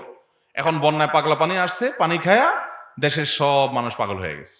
এখন সব যখন পাগল হয়ে গেছে, এবার পাগলের কাপড় চোপড় তো ঠিক ঠিকানা নেই, সব আপনার ন্যাংটা আদা ন্যাংটা হয়ে যাতা করতেছে, লাফাচ্ছে। এবার ওই পাগলরা সবাই বলতেছে যে, আচ্ছা, আমাদের এই দেশে এই রাজপ্রাসাদের মধ্যে এগুলা কে লুঙ্গি পরে পরে হাঁটে, প্যান্ট পরে পরে হাঁটে, এই পাগল এগুলা কোত্থেকে আসছে? এই বলে সব পাগলরা রাজপ্রাসাদ ঘেরাও করে ফেলছে, যে গোটা দেশের মধ্যে আমরা সব মানুষ একরকম, এই পাগল এগুলা কোত্থেকে গজাইলো আবার? এবার রাজ দরবারের মধ্যে যারা, রাজবাড়িতে যারা আছে, মন্ত্রী পরিষদের সদস্য, রাজার লোকজন, রাজার ফ্যামিলির সদস্য, এদের কাপড় চোপড়, এদের শানিত, এদের সভ্য পোশাক আশাক দেখে ওই পাগলরা সবাই বলতে লাগলো, আরে এগুলো সব পাগল নাকি? এবার রাজা সাহেব মিটিং ডাকছে যে কি করা যায়, দেশের সব নাগরিকরা আমাদেরকে পাগল বলে ভোট দিচ্ছে, কি করা? তো মন্ত্রী পরিষদের একজন বিচক্ষণ সদস্য, উনি পরামর্শ দিলেন, মন্ত্রী সাহেব, রাজা সাহেব, যে দেশের সব মানুষ পাগল হয়ে যায় ওখানে সুস্থ থাকাটা দোষের, এটা উচিত না, চলেন আমরাও পাগলা পানি খাই। খায় আমরাও পাগল হয়ে যাই, নাহলে টিকতে পারবো না। কারণ যে সমাজে সব পাগল হয়ে যায় ওখানে ভালো মানুষ টিকতে, এই বাস্তবতা আমাদের সমাজে আছে না নাই? কোন দোকানদারকে যদি বলি, মাসালা জিজ্ঞেস করতে আসে, হুজুর এইভাবে দোকানদারি করলে জায়েজ হবে? বলি না ভাই, এটা তো না জায়েজ হবে, ধোঁকা দিচ্ছেন আপনি। বলে ভাই আপনার মাসালা শুনলে তো না খাই মরতে হবে, কারণ আমার আশেপাশে কোনো দোকানদার এটা করে না, আমি এটা করলে টিকতে পারবো না। কারণ সমাজে সব পাগল হয়ে গেছে, সেখানে আমি একা ভালো থাকতে, যদি এই যুক্তি চলবে না, আমাকে ভালো থাকতেই হবে। কিন্তু বাস্তবতা এরকম যে কঠিন হয়ে গেছে, ঠিক না ভাই? ঠিক। তো এখন মানুষকে নিয়ে হাসাহাসি করা, ব্যঙ্গ বিদ্রুপ করা, এটা হারাম। কিন্তু সমাজে মানুষের কাছে এই বিষয়গুলো এরকম সাধারণ হয়ে গেছে যে আপনি হারামকে হারাম বলবেন, খারাপকে খারাপ বলবেন, আপনাকে নিয়ে হাসাহাসি করবেন, মাথা নষ্ট হয়েছে। ঠিক আমার ওই মাসআলা নিয়ে যেটা হয়েছে। ভাইরা আমার, দুনিয়ার মানুষ যা করুক না করুক, দিন শেষে আমাদেরকে আমাদের রবের সামনে যেতে হবে, আল্লাহর সামনে আপনাকে দাঁড়াতে হবে। আপনার জীবনের প্রতিটি হারাকাত, প্রতিটি সাকানাত, প্রতিটি সাক্তাত, প্রতিটি কথা, প্রতিটি কাজ, প্রতিটি নড়াচড়া, প্রতিটি অ্যাটিটিউড, প্রতিটি মুভমেন্টের জন্য জবাবদিহি করতে হবে। হয় নেকামলের পাল্লা উঠবে, আর না হলে বদামলের পাল্লা উঠবে। অতএব ইমানদার কাউকে নিয়ে ব্যঙ্গ বিদ্রুপ, ঠাট্টা, উপহাস, তামাশা, তাচ্ছিল্য এটা করবে না। আল্লাহ তাআলা আমাদেরকে তৌফিক দান করুন। আমি যদি কোনো অন্যায় হয়, অন্যায়ের বিরুদ্ধে প্রতিবাদ করব, অন্যায়ের বিরুদ্ধে কথা বলবো যৌক্তিকভাবে, কিন্তু আমি আমার কোনো মুসলমান ভাইয়ের কোনো দুর্বলতা দেখে তাকে নিয়ে হাসাহাসি করব না। এটা হলো একটি বিষয়। এরপরে আল্লাহ রাব্বুল আলামিন বলেছেন, ওয়ালা তালমিজু আনফুসাকুম, এবং তোমরা একজন আরেকজনের উপরে দোষারোপ করে বেড়াবে না, একজন আরেকজনের দুর্নাম করে বেড়াবে না, খোঁচাখুচি করে বেড়াবে না। এখন তো এটাই আমাদের মূল জিনিস। এই যে আমার কাছে প্রশ্ন দেয় মানুষ, আমি প্রশ্নের বান্ডিল হাতে নিয়ে বলি, এই প্রশ্নগুলোর বেশিরভাগই প্রশ্ন না, এগুলো সব আলপিন। এগুলো সব কি? আলপিন। আলপিনের কাম কি? আলপিন অনেক কিছু ধরে রাখে, আবার খোঁচা মারার কাজেও লাগে। এই প্রশ্নগুলো অনেকে খোঁচা মারার জন্য দেয় আমার কাছে, আবার বলে হুজুর এটার উত্তর দিয়ে যাবেন। আমি উঠে গেছি মাহফিল থেকে, না হুজুর এটার উত্তরটা দিয়ে যান। আজকে আমাকে কে জানি বললো যে এক মাহফিলে আপনার কাছে কয়েকটা প্রশ্ন একজনে দিয়েছে, আপনি উত্তর দেন নাই, ওনারা বলছে এগুলো উত্তর দিতেই হবে। আমি কি বুঝছি ডাল মে কুচ কালা হয়, বাদ পড়ছে যে নিশ্চয়ই এগুলা উনি এটা আমার কাছে দিছে যাতে করে, উনি আমার এই প্রশ্ন দিছে যাতে আমি ওনাকে একটা খোঁচা মারি, কারণ ওনার সাথে ওনার গন্ডগোল আছে, কোনো মাসালা ইখতিলাফ আছে। এবার আমারে দিছে যে আমি হুজুর আনছি মৌলবিরোধী, আর একটা খোঁচা মারি দিলাম। এই হলো আমাদের চরিত্র এবং আখলাক। ভাইরা আমার, তো আল্লাহ বলেছেন ওয়ালা তালমিজু আনফুসাকুম, তোমরা একে অন্যের মধ্যে পরস্পর প্রতি দোষারোপ করবে, মন্দ কথা ছড়াছড়ি করবে না, দুর্নাম করে বেড়াবে না। আর তৃতীয়ত বলেছেন ওয়ালা তানাবাজু বিল আলকাব, তোমরা একে অন্যকে মন্দ নামে ডাকবে না, মন্দ উপাধিকে ডাকবে না। এখন দেখেন নবী সাল্লাল্লাহু আলাইহি ওয়াসাল্লাম বলেছেন লা তাকুল লিকাসিরিন ইয়া কাসির, একটা মানুষ বেটে, একটু শর্ট খাটো, তুমি তাকে ও বাচ্চা এবার বলিও না। কিন্তু আমরা বলি কি বলি না? শুধু বাইকটা নি, পারলে আরো কত খারাপ কথা বলি। কারোর সাথে মত পার্থক্য আছে, তার নামে একটা বিকৃত নাম দিয়ে দিই, ফেসবুকে তারা নিয়ে হাসাহাসি করি, বিভিন্ন জায়গায় বলি। এটা যে হারাম কাজ, এটা আমাদের হিতাহিত জ্ঞানই নেই। আমার মতের বিরুদ্ধে হলে তার বিরুদ্ধে সবই হালাল আমার কাছে, আমার নফস আমার কাছে সেটাই তুলে ধরেছে। তো কোরআন আমাদেরকে বলেছে ওয়ালা তানাবাজু বিল আলকাব, কেউ কাউকে মন্দ নামে ডাকবা না। আমি দৃষ্টান্ত দিতে পারি অনেক, দিলে আপনারা অনেকে বুঝে যাবেন যে কাকে কি বলছে, আমি বলবো না। অনেক সময় আলেম আমাদের ক্ষেত্রে এটা হয় যে আমি এক আলেমরে দেখতে পারি না, আমার মতের বিরুদ্ধে, আমার দলের আলেম না, এই জন্য তার নামে একটা বাজে ইয়া দিয়ে দিলাম। আমি এরকম 10টা এক্সাম্পল দিলে আপনারা খুব ভালো বুঝতেন, সুবিধা হইতো বুঝতে, কিন্তু বললে ওইটার প্রচারণা হবে। এরকম নানান টাইটেল দিয়ে দিয়ে মানুষকে হেয় করা আমাদের সমাজে আছে না নাই? জায়েজ নাই। তাকে আপনি তার সুন্দর নামে ডাকবেন, দোষ থাকলে গঠনমূলক সমালোচনা করবেন। মন্দ নাম আপনি দিতে পারেন না, উপাধি দিতে পারেন না, কিন্তু দেওয়া হয়। মনে করেন কথার কথা, আপনার বাসার একটা বৌমা আছে, এই বেচারির হয়তো তার একটা কোনো দুর্বল দিক আছে, আপনি তারে মন্দ সেই চরিত্রের কারণে, দোষের কারণে তার একটা নাম দিলেন। কি নাম দিলেন? কথার কথা ফাটাবাস বা মাইক আসছে বা এমন কিছু বললেন যে এই নামেই তারা সবাই ডাকাডাকি শুরু করলো। এগুলো আমাদের সমাজে আছে না নেই? হতে পারে তার দোষ আছে, সমালোচনা করেন, তাকে নসিহা করেন, কিন্তু সেটা না, তার ওই নামটা উঠাই দিল, ওই খারাপ নামেই সবাই তাকে চিনে। এটা ইসলামে জায়েজ নাই, একজন মুসলমানের জন্য এটা হারাম। আল্লাহ তাআলা নিষেধ করেছেন। তাহলে তিনটা হলো, প্রথমটা হলো বিদ্রুপ করা নিষেধ, দ্বিতীয়টা হলো পারস্পরিক দোষারোপ করা, বিভিন্ন নিন্দামন্দ করে বেড়ানো, এটা নিষেধ। আর তৃতীয়ত হলো মন্দ নামে ডাকা নিষেধ। চতুর্থ হলো আল্লাহ রাব্বুল আলামিন বলেছেন ইয়া আইয়ুহাল্লাযীনা আমানু, এই যে আবার ইমানদারদেরকে ডেকে বলছেন ইজতানিবু কাসীরাম মিনাজ-যন, তোমরা অনেক মন্দ ধারণা থেকে বেঁচে থাকো। ইন্না বাযায-যন্নি ইসম, কারণ কিছু কিছু মন্দ ধারণা গুনাহের কথা। আহারে, এই অপরাধের কথা যদি বলেন তো আমি বলবো আমরা যারা ইসলাম চর্চা করি, মানে হুজুর মানুষ, আমাদের সবচেয়ে পছন্দের গুনাহ হলো এটা, খুব পছন্দের আইটেমের গুনাহ হলো এটা, মন্দ ধারণা করা। ওই হুজুর এই মাসালা কেন বলছে? নিশ্চয়ের ধান্দা এটা। ওই হুজুর ওই দিক কেন বলছে? নিশ্চয় ওনার ধান্দা এটা। মানুষ সম্পর্কে এরকম মন্দ ধারণা আমরা করি কি করি না? নবী করিম সাল্লাল্লাহু আলাইহি ওয়াসাল্লাম বলেছেন ইয়াকুম আয-যন ফাইন্নাজ-যন্না আকযাবুল হাদিস, তোমরা মন্দ ধারণা থেকে বেঁচে থাকবে, কারণ মন্দ ধারণা করা সবচেয়ে বড় মিথ্যা কথা। যে চোর কুল্লু এনানিয়াতারা সবিমাফি, সে আরেকজনকে চোর মনে করে। এই জন্য ইমানদার কখনো কারো প্রতি মন্দ ধারণা করবে, যথাসম্ভব সুন্দর ধারণা করবে। হ্যাঁ, মন্দ ধারণা করার মতো গ্রাউন্ড পেয়ে গেছেন, আলামত আছে শক্তিশালী, আপনি তখন ধারণা করেন, কিন্তু অহেতুক মন্দ ধারণা করবেন না। মন্দ ধারণা করলে কিয়ামতের ময়দানে আল্লাহ আপনাকে বলবেন অমুকের বিরুদ্ধে তুমি মন্দ ধারণা করছিলা, হাজির করো প্রমাণ। সে ওই মন্দ যদি হাজির করতে না পারো, তাহলে মন্দ ধারণা করার কারণে আমলনামাতে একটা কবিরা গুনাহ লেখা হবে। এটা সাগীরা গুনাহ না। তাহসাবুনাহু হাইয়িনা ওয়া হুয়া ইনদাল্লাহি আযীম, আল্লাহ বলেছেন কারোর সম্পর্কে একটা কথা উঠাই দিলাম, এটাকে তোমরা খুব ছোট কথা মনে করো, এটা আল্লাহর কাছে অনেক বড় ব্যাপার। নবী সাল্লাল্লাহু আলাইহি ওয়াসাল্লাম বিদায় হজের ভাষণে বলে গেছেন যে আজকের এই দিনটা যেরকম সম্মানিত, এই জায়গাটা আরাফাতের ময়দান যেরকম সম্মানিত, এই মাসটা যেরকম সম্মানিত, তোমাদের সবার সম্পদ, তোমাদের রক্ত জীবন, তোমাদের ইজ্জত সেরকম সম্মানিত। কেউ কারোর জীবন হানি করতে পারবে না, কেউ কারোর সম্পদ হানি করতে পারবে না, কেউ কারোর সম্মান হানি করতে পারবে না। আমরা বেশিরভাগ মানুষ কারোর টাকা মেরে খাই না, আলহামদুলিল্লাহ, চোর ডাকাইত না, চিটার বাটপার না।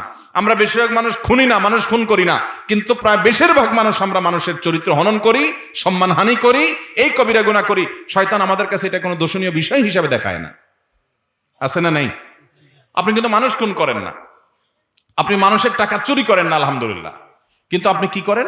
একটা মানুষকে অসম্মান করেন, একটা মানুষের মর্যাদা নষ্ট করেন। এই রোগটা আমাদের মধ্যে আছে না নাই? একটা মানুষকে নিয়ে মন্দ ধারণা করেন, এটাতে তার অবমর্যাদা হয় কি হয় না?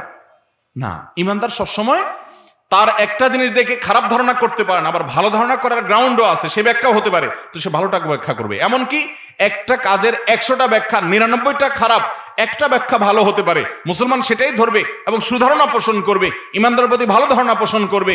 আমরা কিন্তু সেটা করি না, আমরা তিল হলে তাল বানায় নেই এবং নিজের মনের মাধুরী মিশিয়ে মানুষ সম্পর্কে আমরা মন্তব্য করি। এগুলা মানুষের ভালো চরিত্র না। ভাইরা আমার, কোরআনের আলোকে আপনার চরিত্র আমার চরিত্র আসলে একটু আমরা মিলাই।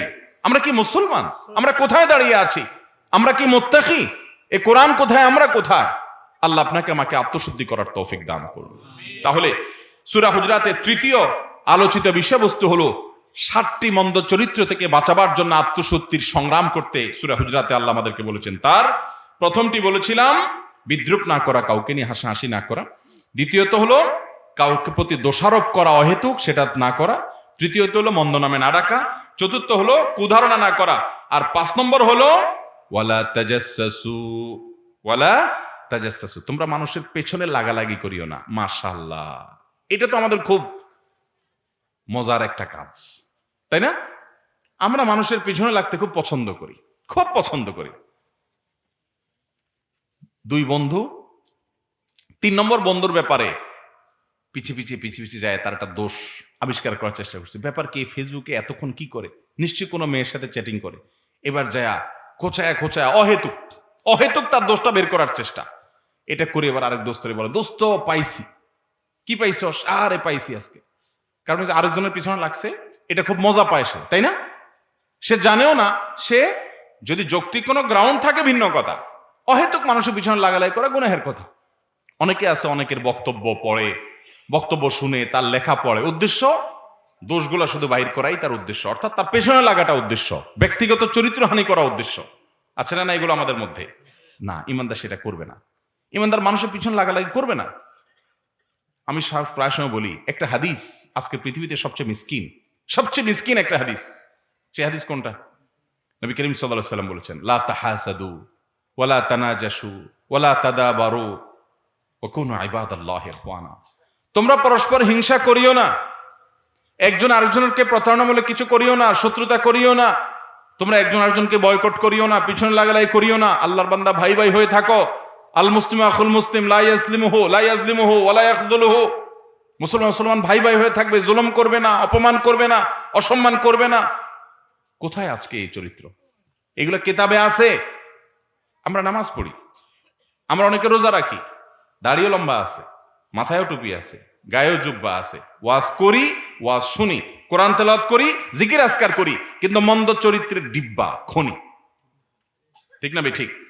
আল্লাহ আমাদেরকে পরিশুদ্ধ হওয়ার তৌফিক দান করুন। ইয়াউমা লা ইয়ানফাউ মালুন ওয়ালা বানুন ইল্লা মান আতাল্লাহ বিকলবিন সালিম।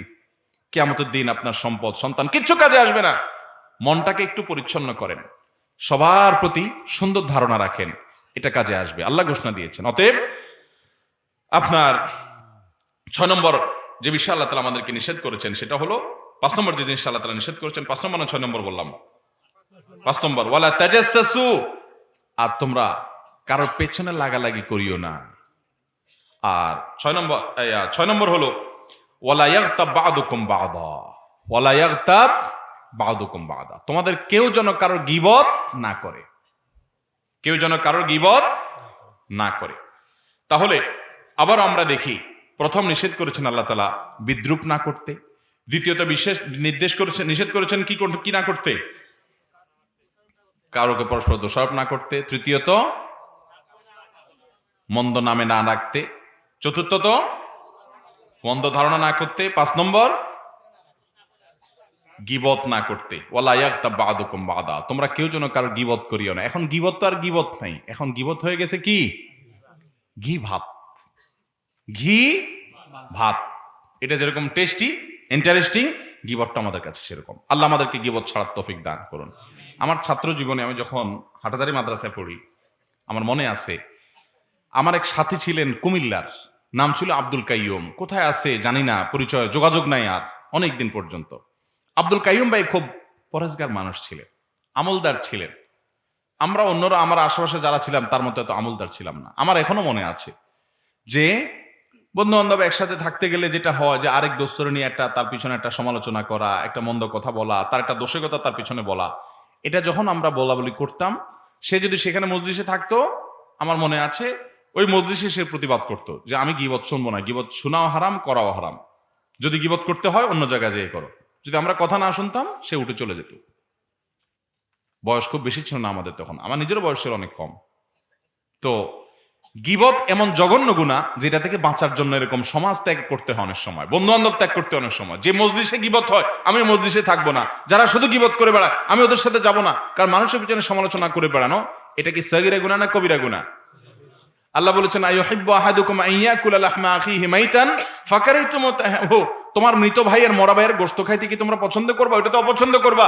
গীবত করাটা সেরকম অপরাধ। আমরা করি কি করি না? কিন্তু ইবলিস আমাদের জন্য গীবতটাকে হালাল করে, জায়েজ করে একটা শয়তানি যুক্তি দিয়া। কি যুক্তি? দেখবেন যারা গীবত করে বলে যে ভাই কারোর পিছনে সমালোচনা করা উচিত না, এটা বলে নাই কিন্তু আগে পিছনে সমালোচনা করা উচিত না, কিন্তু না বলেও পারতেছি না, এই শুরু করলো। একটু আগে সে বলল এটা উচিত না, গুনাহের কথা, তারে কে বাধ্য করছে? এই শুরু করে দিল। আবার অনেক সময় বলে কি ভাই এটা তার সামনে আমি বলতে পারবো, তো সামনে বলতে পারলে সামনে বলেন। ইসলাম বলে মানুষের সামনে বলবেন দোষের কথা, পিছনে বলবেন গুণের কথা। সামনে যদি আপনি আমার সামনে আমাকে, সবার সামনে না, আমার সামনে আমাকে যদি বলেন ভাই আপনার এটা ভুল হয়েছে, তাহলে এটা আমার উপকার হবে, তাই না? আর যদি আমার পেছনে আরেকজনের কাছে যা বলেন যে বেটা এই ভুল করছে, তাহলে আমার তো উপকার হবেই না, বরং ওই লোকটা আমার সম্পর্কে মন্দ ধারণা করবে, সামাজিক দূরত্ব তৈরি হবে আমাদের মধ্যে। ঠিক না ঠিক? এই জন্য ইসলাম বলে মানুষের দোষেরটা তাকে বলো আর তার গুণেরটা তাকে বলিও না। উনি যদি আমার সামনে বলে, এই যে যেমন ঘোষক ঘোষণা দিচ্ছিলেন আল্লামা আহমদুল্লাহ, আপনাদের চট্টগ্রাম অঞ্চলে আল্লামা একটু বেশি, আর গোটা বাংলাদেশে আল্লামার উৎপাদন একটু বেশি হয়। আল্লামার মানে কি মাহফিলের ঘোষকরা জানেও না।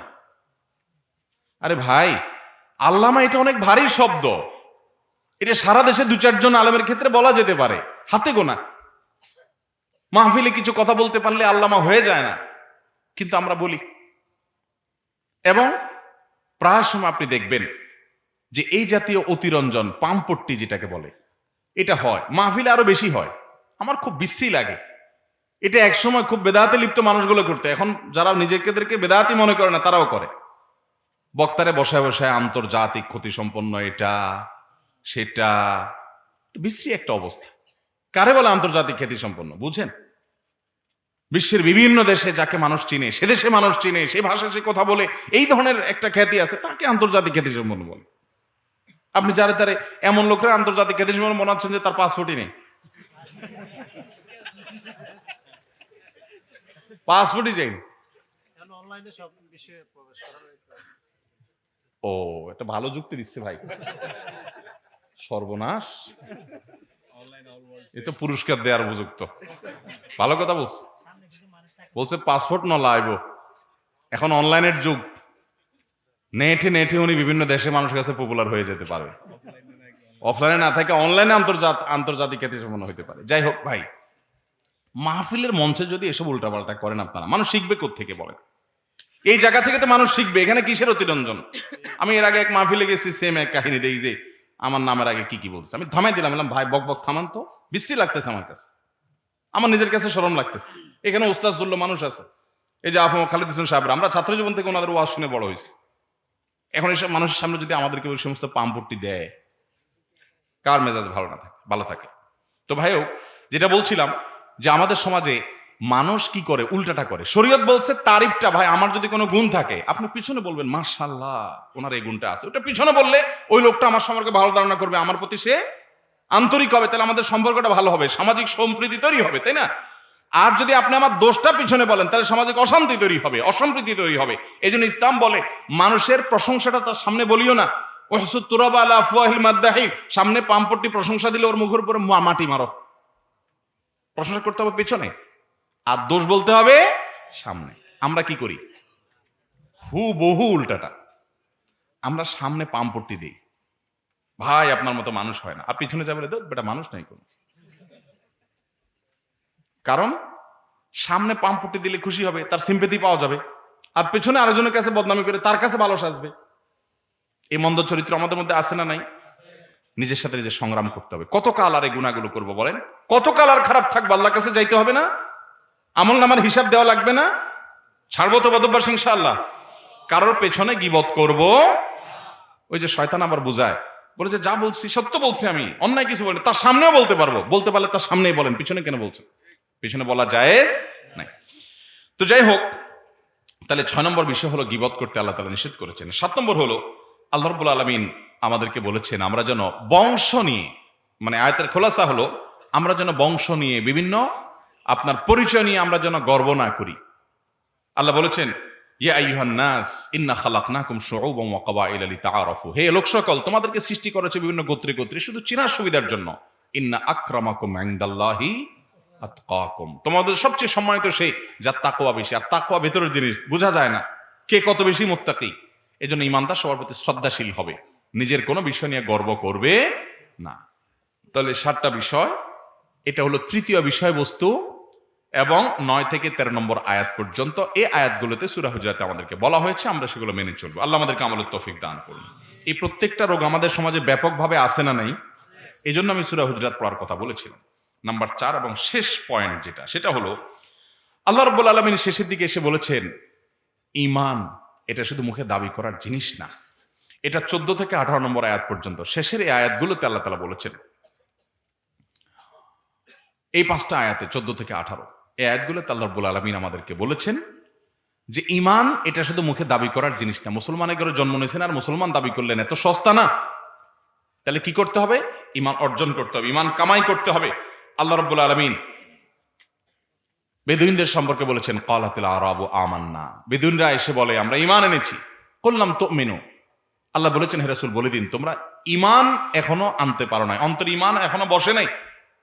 ওয়ালাকিন কুলু আসলামনা, তোমরা বলো আমরা ইসলাম গ্রহণ করেছি। উপর দিয়ে আমাদের জাহের মুসলমানের হয়েছে, স্বীকৃতি মুসলমানের দিয়েছে, ভিতরটা এখনো পুরোপুরি মুসলমান হতে পারি নাই। পরিপূর্ণ মুসলমান হতে হলে কি করতে হবে? নিজের জীবন, নিজের সম্পদ সবকিছু আল্লাহর রাহে জিহাদ করতে হবে, সবকিছু দেওয়ার জন্য প্রস্তুত থাকতে হবে, তখন সে ইমানদার হতে পারবে।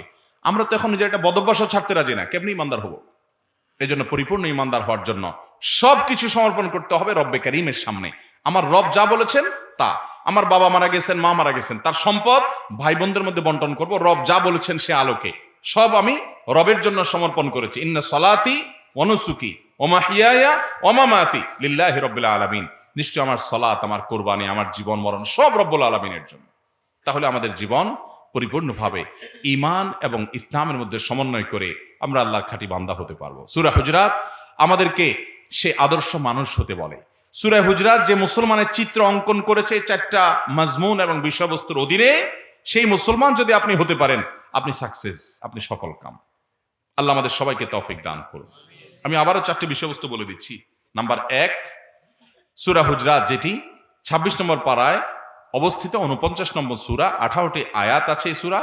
এই সূরার 1 থেকে 5, এই 5টি আয়াতে আমাদেরকে আল্লাহ তাআলা শিষ্টাচার শিখিয়েছেন। শিষ্টাচার যেন আমরা বজায় রেখে চলি সে শিক্ষা দেওয়া হয়েছে, সতর্ক করা হয়েছে। আল্লাহ এবং তার রাসূলের বিরুদ্ধে শিষ্টাচারের খেলাফ কিছু হলে আমল পর্যন্ত বরবাদ হয়ে যাবে।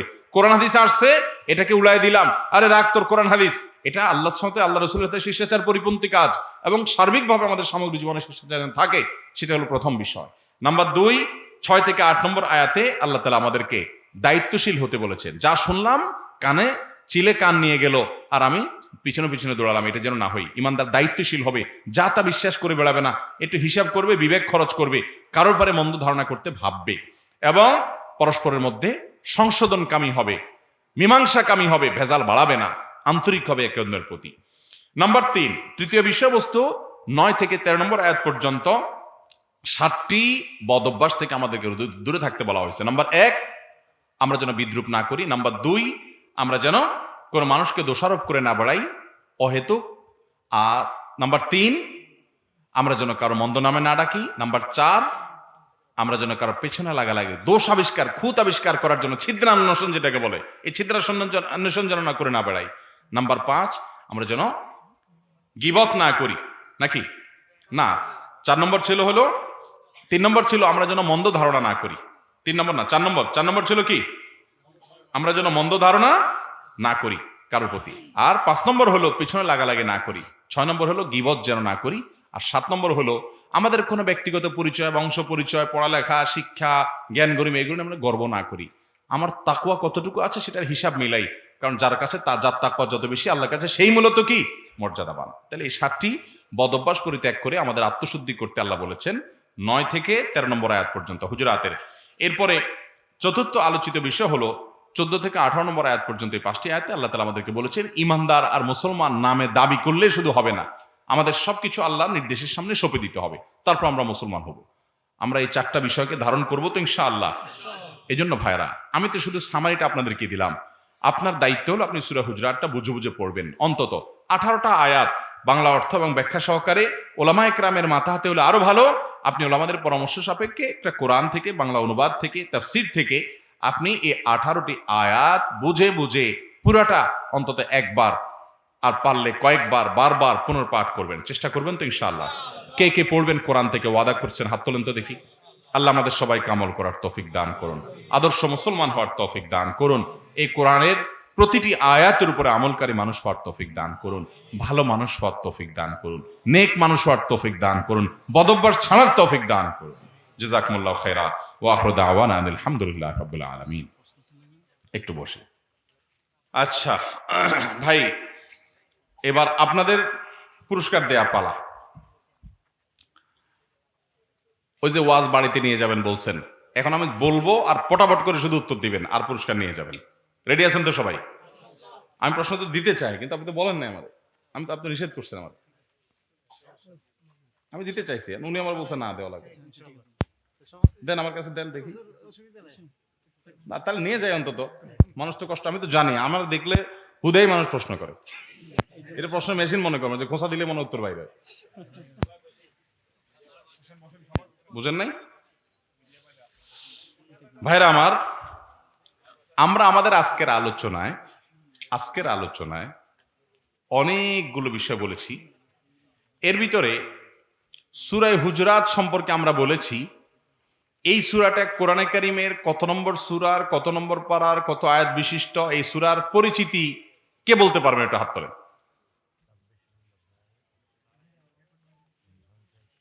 তুমি আগে একবার হাত তুলছ, মিডিয়া লোক ফানলার। আচ্ছা বলেন।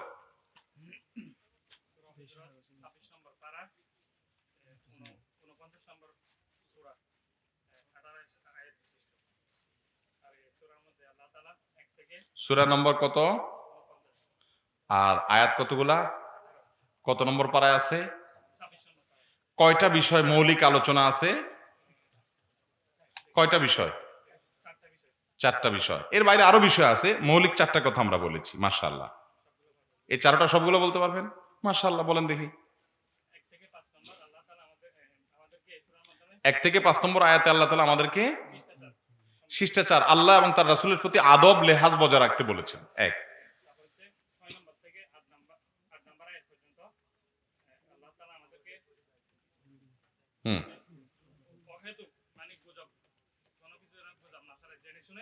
আমাদেরকে দায়িত্বশীল হতে বলেছেন, আমরা যেন কোনো কথা নিশ্চিত না হয়ে অনির্ভরযোগ্য সূত্রে কিছু পাইলে যেন আমরা ছড়িয়ে না বেড়াই। আমরা যেন পরস্পরের মধ্যে মীমাংসাকামী হই, মীমাংসা করি, মানুষের মধ্যে দূরত্ব না বাড়াই। আচ্ছা, 3 নম্বর সূরা হুজরাতের 9 থেকে 13 নম্বর আয়াত পর্যন্ত আল্লাহ তাআলা আমাদেরকে 7টি বদস্বভাব থেকে, খারাপ জিনিস থেকে দূরে থাকতে বলেছেন, এবং সেটা আমাদের আত্মশুদ্ধির জন্য। তাহলে 3য় নম্বর বিষয়বস্তু হলো আমাদের আত্মশুদ্ধিমূলক, এবং সেটা 7টা বদভ্যাস থেকে পরিহার, দূরে থাকার মাধ্যমে। সেটা কি কি? কাউকে ঠাট্টা বিদ্রুপ না করা, কাউকে দোষারোপ না করা, খারাপ নামে কাউকে না ডাকা,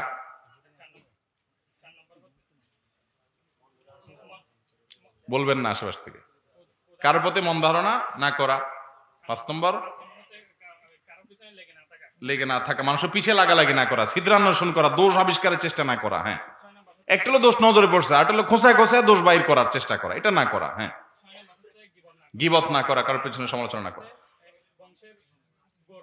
বংশের গৌরব বলে কোনো কথা না, যে কোনো কিছু নিয়ে গর্ব না করা, কারণ আমাদের মধ্যে আল্লাহর কাছে সেই বেশি মর্যাদাবান যার তাকওয়া বেশি। কার তাকওয়া বেশি আমি তো জানি না, এজন্য আমি অহংকার গৌরব করব না, বিনয়ী থাকবো। হ্যাঁ, মাশাআল্লাহ। 3টা বিষয় শেষ। 4 নম্বর আলোচ্য বিষয় সূরা হুজরাতের 14 থেকে 18 নম্বর আয়াত পর্যন্ত। এই শেষ কয়েকটা আয়াতে কি বলেছেন আল্লাহ তাআলা? আমাদেরকে বলেছে আল্লাহ তাআলা যে আমরা মুসলমান হতে হলে, ইমানদার হতে হলে মুখে দাবি করলেই হবে না, আমাদের জীবন, আমাদের সম্পদ সবকিছু আল্লাহর রাহে ত্যাগ করার জন্য, কোরবানি করার জন্য, জিহাদ শামিল হওয়ার জন্য, সবকিছু দিয়ে আল্লাহর সামনে সমর্পণ করার জন্য আমাদেরকে প্রস্তুত থাকতে হবে, তবেই আমরা মুসলমান হতে পারবো। অর্থাৎ আল্লাহর সামনে সব কিছুকে আমরা সমর্পণ করব, আল্লাহর আদেশ নিষেধ সবকিছু মানবো, জীবন মরণ সম্পদ সব আল্লাহর সামনে সঁপে দিব। পরিপূর্ণ হতে পারলে তখন মুসলমান হবো। আল্লাহ বলেছেন ইয়া আইয়ুহাল্লাযীনা আমানু উদখুলু ফিস সিলমি কাফা। ও যে শুরুতে আয়াত বলেছি, এবার শেষের সাথে মিলান, এই ইমানদারগণ তোমরা ইসলামে পরিপূর্ণভাবে দাখিল হও, প্রবেশ হও, এটা আল্লাহ তাআলা করতে বলেছেন। এটা হলো সূরা হুজরাতের শেষ পয়েন্ট। মাশাআল্লাহ। তো আপনি পুরো আলোচনাটা সামারি বলে দিলেন।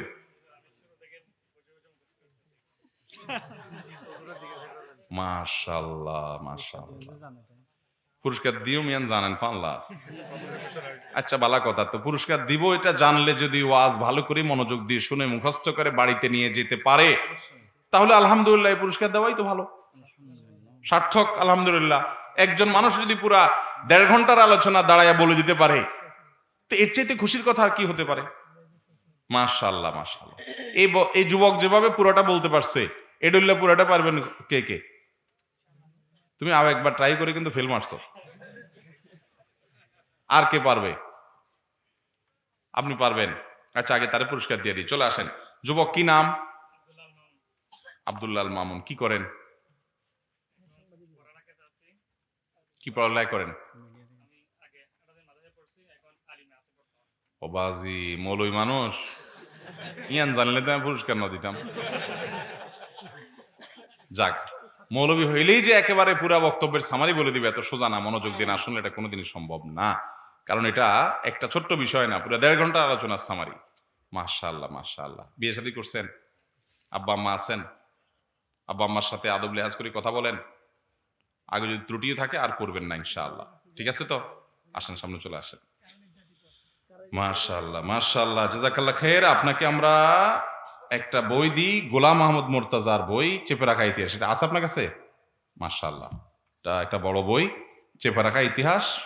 মুসলমানদের, প্রত্যেক মুসলমান যুবকদেরই পড়া উচিত কম বেশি। মুসলমানদেরকে ভিলেন বানিয়ে রাখা হয়েছে, অনেকে অনেকভাবে রাখার চেষ্টা করেছে। তো গোলাম মাহমুদ মুর্তজা, ওনার লেখা বই, মাশাআল্লাহ, এটা আপনাকে হাদিয়া। অটোগ্রাফ নোলায়েব বাজি। মাশাআল্লাহ, মাশাআল্লাহ, জাযাকাল্লাহ খাইর, বারাকাল্লাহ ফিকুম। জি ভাই, আপনাকে এই বই হাদিয়া দেন, একটা অটোগ্রাফ দিয়েই দেই। ভাই, আর আমরা কে কে শুনাতে পারবো বলেন? হ্যাঁ, জাযাকুমুল্লাহ খাইর। দাঁড়াও, এই বেচারা অনেকক্ষণ থেকে চেষ্টা করতেছে, দেখি কি বলতে পারে সে। থামো তুমি, এত পুরোটা শোনার সময় আমাদের নাই, বাড়িতে যাওয়া লাগবে সবাই। আমি তোমারে নির্দিষ্ট করে ধরি, কাস্টমাইজ করে দেই, দেখি তুমি পরীক্ষা দাও। সূরা হুজরাতের দ্বিতীয় আলোচ্য বিষয় কত থেকে কত নম্বর আয়াতে এবং কি কি বলা হয়েছে?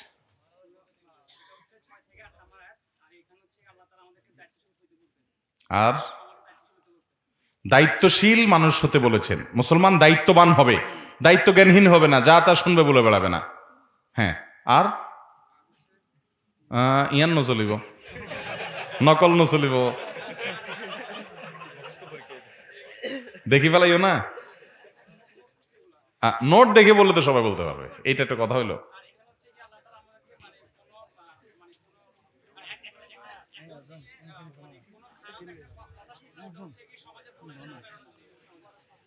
সেটা তো হইলই। আরেকটা, তুমি না পারলে আমি তোমার পুরস্কার দেবো, আসো, কারণ তুমি বারবার চেষ্টা করছো। মাশাআল্লাহ, তোমার আব্বা আম্মা বেঁচে আছেন? হ্যাঁ, আব্বা আম্মার সাথে কেমন আচরণ করো? সব ভালো ফোয়া পায় না।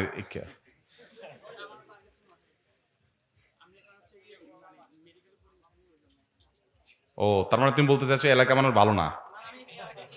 তুমি নোয়াখালীর মানুষ বলতেছো, মানে এলাকা মানুষের তারিফ করে ফেলছি আমি, তুমি বলছো না না আমি এলাকার না। আচ্ছা যাক, রসিকতা করলাম। আব্বা আম্মা বেঁচে আছেন, আদব লেহাজ বজায় রেখে কথা বলো, খেদমত করো, বেয়াদবি করো না। তাহলে বোঝা গেছে একটু মাঝে মধ্যে একটু বেশি দিকে। ঠিক আছে, তোমার জন্য বই হলো। ফেসবুক আইডি আছে? কতজন আছে ফ্রেন্ড লিস্টে? মাত্র 150 জন। এত গরিব মানুষ, 5000 বন্ধু বানায় মানুষ, তোমার এত কম কেন? অত বেশি ইন্টারেস্ট নাই? বাহ, এরকম ফেরেশতা সুলভ ছেলে আজকাল আছে। দৈনিক কয় ঘন্টা চালাও ফেসবুক? এবারে যে কত হতে পারে আনুমানিক? 1.5 থেকে 2 ঘন্টা চালা, এটা হলো কম। ও, পড়াশোনার জন্য লাগে। আচ্ছা ঠিক আছে, অনলাইন ক্লাস আছে, ঠিক আছে। তোমাকে আমরা, এটা আমার সম্পাদনা করা একটা বই, আরিফ আজাদের সম্পাদনা করা একটা বই, মা মা মা এবং বাবা, চিটাঙ্গে ফ। ওই ছবি তোলা ফুরিব। এই ফেসবুকে লাইক কমেন্টে ব্যবসা করবা? আচ্ছা না, আচ্ছা, ব্যবসা করলেও কিছু করার নাই। জাকাল্লাহ খের, যা, বারাকাল্লাহ ফিকুম। আল্লাহ তাআলা আমলের তৌফিক দান করুক। ও বাজি আর নফইও বইও বইও বইও, সময় কম। করণীয় অবশ্য। আচ্ছা ভাই, আমরা আমাদের আলোচনার ফাঁকে ফাঁকে অনেকগুলো কথা বলেছি। এই কোরআনে কারিমের সূরা হুজরাতের আলোচনার প্রসঙ্গের বাইরে আরো যে কথাগুলো বলেছি, সেখান থেকে কোন একটা কথা কে বলতে পারবে? না, একবার পুরস্কার নিছো? কে, কোন আল্লাহর বান্দা বলতে পারবে? মানে সূরা হুজরাতের প্রসঙ্গের আলোচনা করতে গিয়ে অন্য কথা, বাইরের কথা, আউট কথা বলছি, বলেন দেখ ভাই। কি পাগলা পানির গল্প কইছি? বাজি, এইটা গল্প মুখস্থ রাখতে মজা আছে। আর কি এছাড়া আর কি বলতে পারবেন বলেন? আচ্ছা বসেন। আচ্ছা বলো, পুরস্কার দেন ন করিব, তাইলে কও।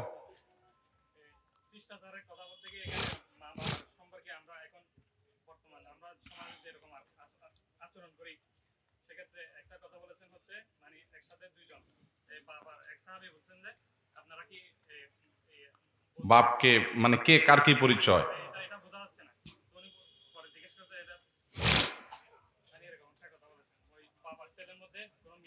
হ্যাঁ, তখন সাহাবী বলেছেন যে বাবা সামনে থাকবেন, ছেলে পিছনে থাকবেন, চলাফেরার হাবভাব দেখে বোঝা যেতে হবে কে বাবা কে ছেলে। এখন তো আমাদের পারলে বাপের মাথার উপরে উঠি আমরা। কোনো আদব লেহাজ বলতে কিছু আছে? মাশাআল্লাহ।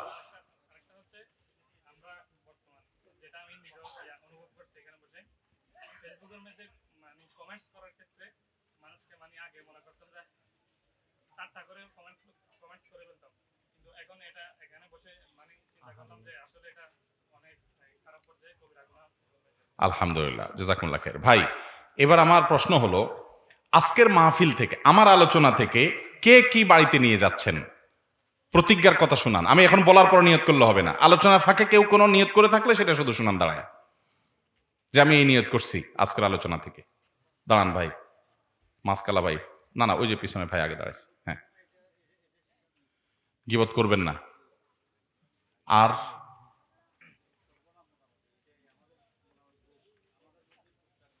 এটাকে আলোচনার মধ্যেই নিয়ত করছেন আপনি? হ্যাঁ, আপনার সবচেয়ে বেশি গীবত হয় কার কার সাথে, তারা কিভাবে ম্যানেজ করবেন? সেগুলো করবেন না নিয়ত করছেন, কারোর পিছনে সমালোচনা করবেন না, সত্যি? আচ্ছা, আরেক ভাই দাঁড়াইছেন কই? হ্যাঁ, আপনি কি নিয়ত করছেন বলেন দেখি। আসেন, আপনি আসেন। হ্যাঁ, আপনি আপনি বলেন, আপনি বলেন। হ্যাঁ, আপনি আসেন এদিকে, আর আপনি বলেন কি।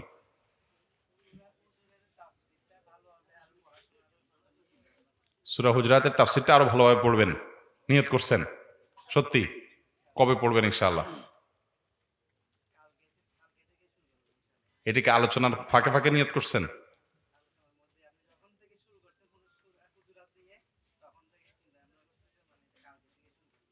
পড়বেন ইনশাআল্লাহ ঠিক মতো? আচ্ছা, চলে আসেন। মাশাআল্লাহ, মাশাআল্লাহ। আপনারা কি কি নাম আপনার? কি করেন? আসেন ভাই, আপনি কি করেন? হ্যাঁ, কৃষি কাজ করে। আসেন, আসেন। মাশাআল্লাহ। আপনাকে কৃষিকাজ করেন, কৃষক মানুষ, আপনাকে স্বাস্থ্য সংক্রান্ত একটা বই দিচ্ছি, আব্দুল মালিক আল কাসিমের লেখা, পরিমিত খাবার গ্রহণ। পরিমিত খাবার গ্রহণ, যদি আপনি এমনি স্বাস্থ্য ভালো স্বাস্থ্যের মানুষ, মোটার মানুষ না, তারপরও আপনি এটা জানবেন, অন্যদেরকে জানাবেন, উপকার হবে ইনশাআল্লাহ। পরিমিত খাবার গ্রহণ। অনেক সুন্নত আমরা আমল করি, পেটের 3 ভাগের 1 ভাগ খাওয়া, 1 ভাগ পানীয়, আর 1 ভাগ খালি রাখা সুন্নত। এই সুন্নত কি আমল হয়? হ্যাঁ, আছে, আল্লাহর কিছু বান্দারা করেন। তো এটার মধ্যে কল্যাণ আছে, মাশাআল্লাহ। জাযাকাল্লাহ খাইর, বারাকাল্লাহ ফিকুম। ভাই, কি নাম আপনার? মাশাআল্লাহ, তরুণ মানুষ। আপনাকে আমি টাইম ম্যানেজমেন্ট বইটা হাদিয়া দিচ্ছি, ইসমাইল কামাদারের লেখা। আর কাউকে দিয়ে দিন। জি, জাযাকুমুল্লাহ খাইর, বারাকাল্লাহ ফিকুম। আল্লাহ তাআলা আমাদের যা শুনলাম, জানলাম, বুঝলাম, আমল করার তৌফিক দান করুন, বলুন আমিন। আমরা এই মাহফিলটা যুগ যুগ ধরে টিকে থাকুক, চাই কি চাই না? আল্লাহ তাআলা আমাদের সবাইকে, এই মাহফিলকে কিয়ামত পর্যন্ত কায়েম দায়েম রাখুন।